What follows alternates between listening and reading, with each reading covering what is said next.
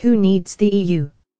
Switzerland provides glimpse of UK's future as exports hit record high.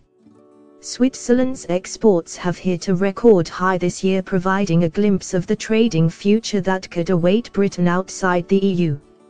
Officials in Bern unveiled new figures today which show how sales of products like pharmaceuticals, which is also a key industry in the UK, have boomed. The Swiss are part of the single market through a web of agreements with Brussels but are not in the customs union, meaning they control their own trade policy.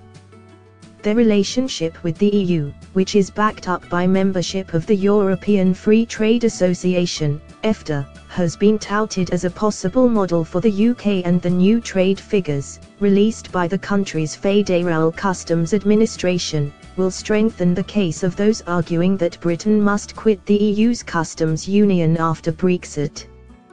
They show that Swiss exports hit an all-time high in the first half of this year, despite the fact that the country's strong currency, the franc, pushes up the cost of its products. The growth was fueled by a boom in exports of chemicals and pharmaceuticals, with record sales to the US, China and Japan, the latter two of which Switzerland has trade deals with, a key factor. Exports to the rest of the EU, and particularly Germany, also grew at a steady rate, demonstrating the country's strong trading position both in the single market and open to the rest of the world. Switzerland has signed a number of hugely significant trade deals across the world over the last few years, both through its participation in the EFTA group and individually. It has agreements with economic giants and fast developers including China, Japan, Canada, Mexico, Korea, Hong Kong and the Gulf states, and is in discussions with others such as India, Indonesia and Malaysia. The announcement comes as the International Trade Secretary Liam Fox prepares to sit down with his US counterpart in London next week to start outlining the basis for a transatlantic trade deal. Washington and London want to make swift progress on getting an economic pact ready for spring 2019, even though as an EU member Britain is not officially allowed to negotiate trade deals.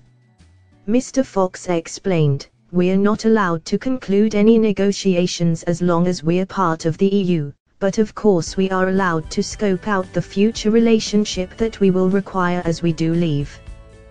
The US Trade Chief, Wilbur Ross, has told the British government that from the US side, "We've made it clear that we are prepared to begin as soon as the UK is ready."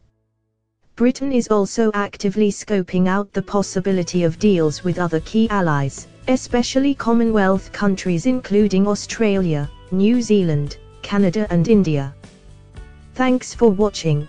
Please like, share and don't forget to subscribe English News Hub for new excited videos.